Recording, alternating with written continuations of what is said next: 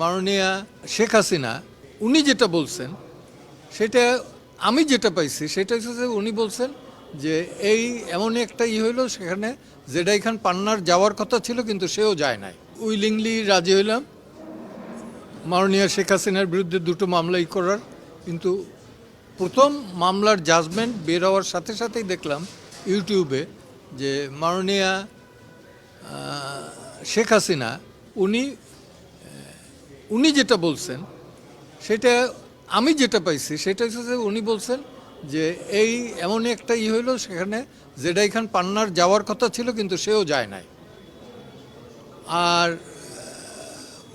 Court বললেন, tribunal যেটা বললেন যে সেটা নাকি শুনছেন তারা যে পান্নাকে যেতে দেওয়া হয় নাই। তো দুইটা একটু ডিফারেন্ট। আর দ্বিতীয়ত বলা হলো যে আপনি যে পরবর্তীতে রিগ্রেট করলেন, আমরা রিগ্রেট করছি, লেখা আছে সেখানে যে আমার ব্যক্তিগত এবং শারীরিক কারণে আমি মাননীয়া শেখ হাসিনাকে প্রতিনিধিত্ব করব না।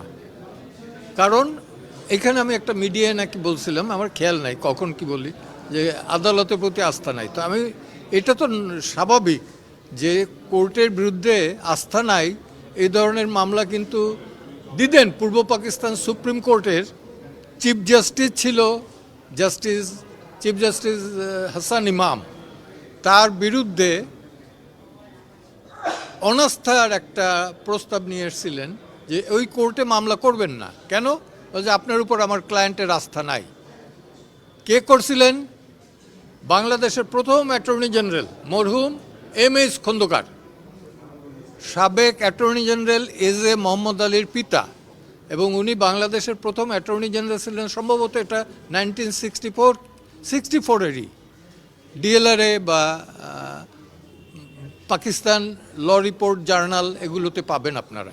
কোর্টে বলছে যে আমার যে পজিশনটা হলো একদিকে এই প্রসিকিউশনের দেখাই বলছে যে ওনাদের বাহিনী, এবং আরেকদিকে হলো যে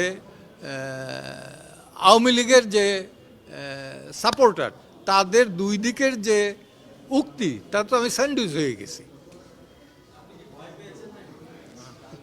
ভয় পাওয়ার প্রশ্ন নাই।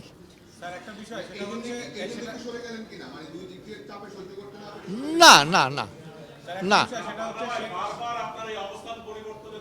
বারবার তো অবস্থান পরিবর্তন করি না। আরো কয়েকবার বলো, উদাহরণ দাও। বারবার যে বললা।